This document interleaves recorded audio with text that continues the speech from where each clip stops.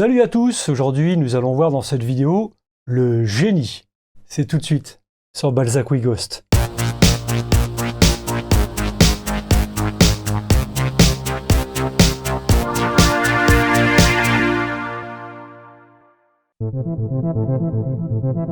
Avec son art hypnotisant dans un tourbillon coloré de graphismes psychédéliques, Gordon Morrison nous aura une fois de plus séduit avec une des plus belles bagues glaces de System 1.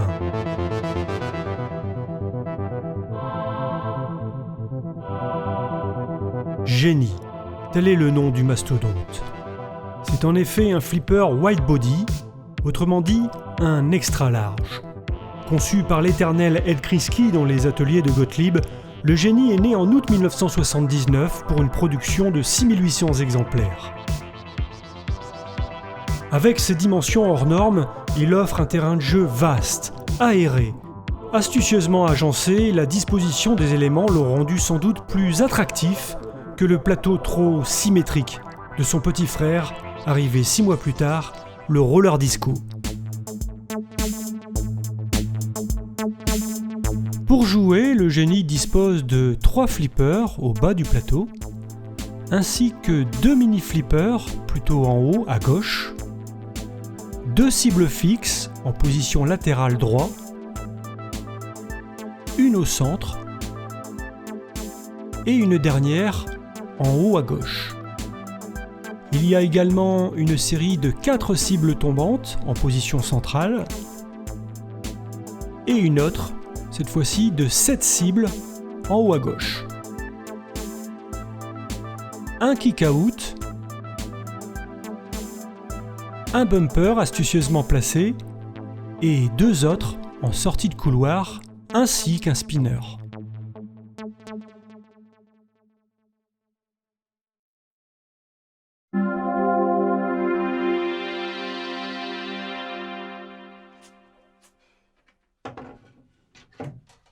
S'agissant d'un flipper Monobi, il est normal de trouver un unique switch pour le chargeur en bas du plateau.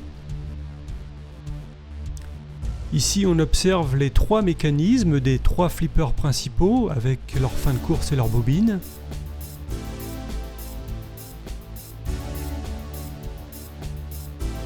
Placé au milieu du plateau, on a un switch, il s'agit du Slam Tilt, et ce switch en principe est en position ouverte.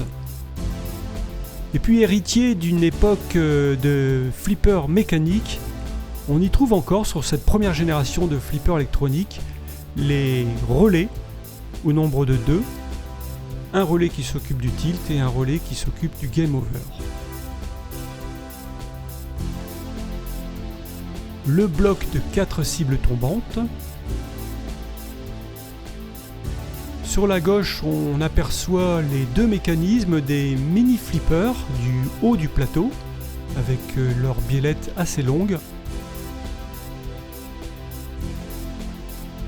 Ici, on voit les 2 potences avec les mécanismes des bumpers et le kick-out sur la droite.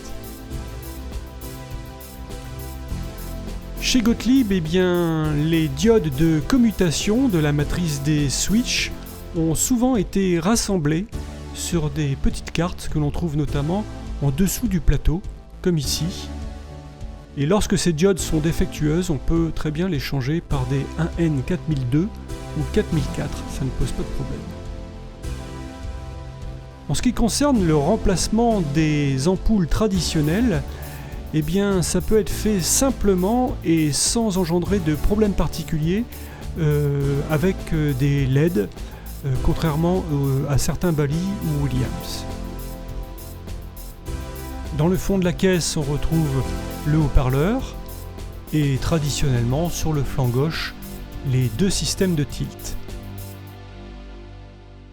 Intéressons-nous maintenant à la planche du fond où un certain nombre de choses y sont présentes et on voit tout de suite le filtre RF qui a été changé par un neuf.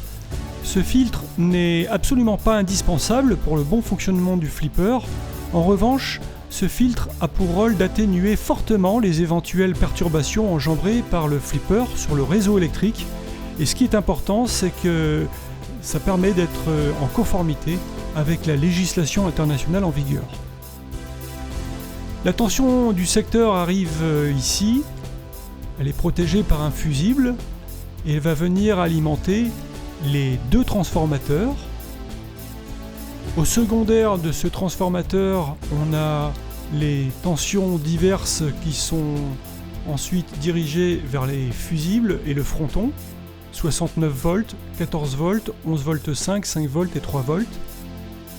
Et en ce qui concerne le deuxième transformateur, eh bien, ce sont 3 tensions électriques de sortie au secondaire, 25 volts qui vont venir alimenter le pont de diode et être redressés ainsi pour alimenter les bobines, 8 volts qui eux vont aller sur le deuxième pont de diode, qui serviront pour l'éclairage commandé, et ensuite la troisième tension électrique, 6 volts 3, toujours en alternatif, qui servira à l'éclairage général. On remarque qu'il y a un gros réseau de câbles de terre qui est ni plus ni moins que le réseau de masse, ce qui est un petit peu la faiblesse des Gottlieb System 1. Donc c'est à surveiller de près. Voyons à présent l'intérieur du fronton où se situent les 3 cartes électroniques principales du flipper, avec la carte mère en haut bien sûr, la carte driver à droite en bas et la carte de régulation et d'alimentation à gauche. Alors cette carte, elle régule, elle redresse les diverses tensions indispensables au bon fonctionnement, et notamment le 5 volts et le 42 volts qui sont des tensions cruciales. Alors comme souvent, les électrochimiques sont à changer, et en particulier C1 qui peut être d'ailleurs surdimensionné pour un meilleur filtrage. La carte mère avec ses fameuses 6 puces à 42 pattes, appelées souvent Spider. Donc autant dire ces puces sont totalement obsolètes et ne sont plus construites aujourd'hui évidemment. Donc si elle tombe en panne, ça va être très compliqué de réparer cette carte. En U1, la puce va être un peu le processeur principal. Elle sera secondée par la puce qui est en U2. En U3, eh bien, ça sera la gestion principalement de l'éclairage commandé qui sera géré par cette puce, mais pas seulement. En U4, il s'agira de gérer les bobines. En U5, eh bien, cette puce va s'occuper de la matrice des switches. Et en U6, ça sera la gestion des afficheurs. Tout en haut, on observe les deep switch. Ils permettent de paramétrer le jeu. Et juste en dessous, on a un bouton poussoir qui permet de faire un reset et d'effacer notamment les scores qui sont stockés dans la RAM 5101. Le contenu de cette RAM est assuré par la batterie qui est là et qui a tendance avec le temps à couler et à faire des dégâts, donc il faut la changer et voir la déporter. Bon là c'est pas le cas, voilà. Alors le gros défaut de ce type de carte est qu'elle est incapable de signaler les éventuelles erreurs de boot, notamment, comme c'est le cas avec une LED ou même un afficheur 7 segments qu'on trouve chez les concurrents comme Williams ou Bally. La carte driver avec les circuits de gestion de transistors, ce sont des quad flip-flop en TTL, donc des 74-175, pas de problème pour ces circuits qui sont communs, encore construits et qu'on trouve facilement, donc on peut changer. Juste en dessous, on a la série de petits Darlington NPN, donc ce sont des MP5 à 13 en boîtier TO92 pour l'éclairage commandé d'insert et de signalisation, donc là encore pas de problème. Et puis on a aussi les transistors Darlington NPN en type 102 pour commander les bobines. A noter qu'il y a un transistor de puissance, un 2N3055 en NPN, pour driver les bobines qui remontent les cibles. N'oublions pas la carte son qui se trouve à l'intérieur de la caisse, qui ici a été changée par une carte PIFX de Pascal Janin, qui est juste formidable, qui est une carte universelle pour les systèmes 1. Tout comme la carte mère ici, qui a été remplacée par une carte universelle PI1 de Pascal Janin également, et qui offre une fiabilité accrue, des options supplémentaires avec notamment des jeux de lumière que vous avez sans doute aperçus.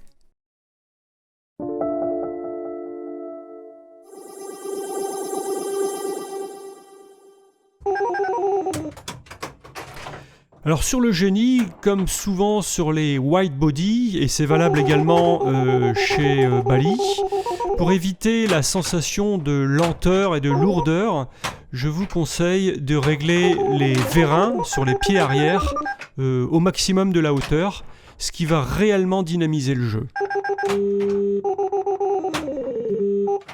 La particularité du Genie, c'est qu'on peut obtenir l'extra ball de deux façons différentes, soit en allant dans les couloirs A, B, C, D, c'est ce que nous allons faire tout de suite, voilà, on voit que la cible de l'extra balle en haut à gauche est allumée, et la deuxième façon d'obtenir l'extra balle est d'abattre les cibles blanches sur le mini plateau.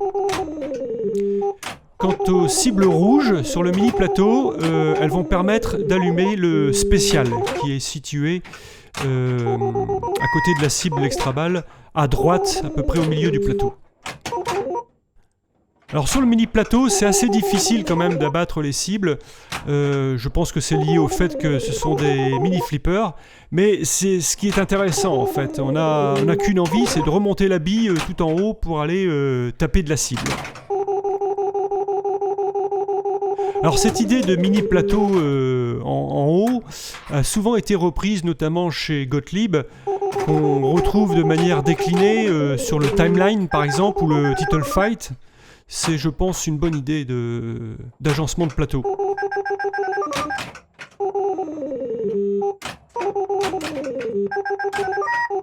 Alors en ce qui concerne le multiplicateur de bonus, x2, x3, x4, x5, il faut d'abord allumer l'Advance Multiplier des cibles jaunes en passant sur les étoiles, les 3 étoiles qui sont en haut du plateau, ou alors en touchant les 3 bumpers.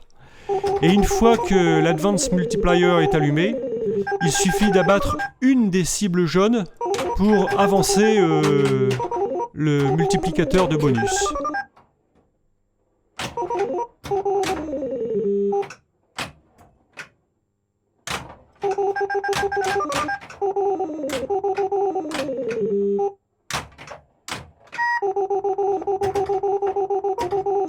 Alors à noter qu'en fait, bon là c'est un coup de chance, que sur les slingshots, il y en a réellement un seul qui est situé sur la gauche. À droite, il y a juste un élastique, mais ça n'enlève rien au dynamisme du jeu sur le plateau central.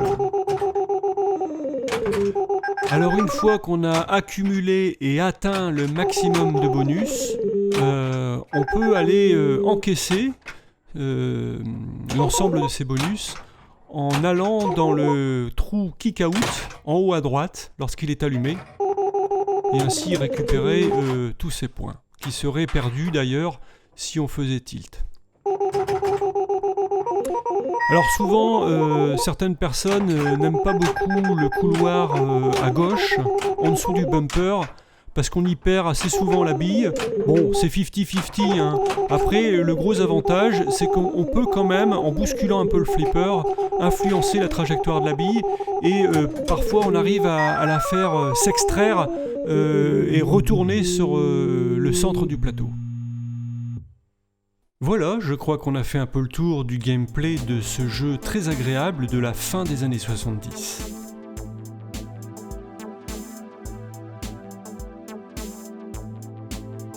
Ah bah tu vois, tout le monde te connaît maintenant. T'es une véritable star. Ah, vous êtes là? Vous avez aimé la vidéo? N'hésitez pas à laisser un petit commentaire ou un pouce bleu, ça fait plaisir. Je vous dis à bientôt pour découvrir d'autres flippers. Ciao!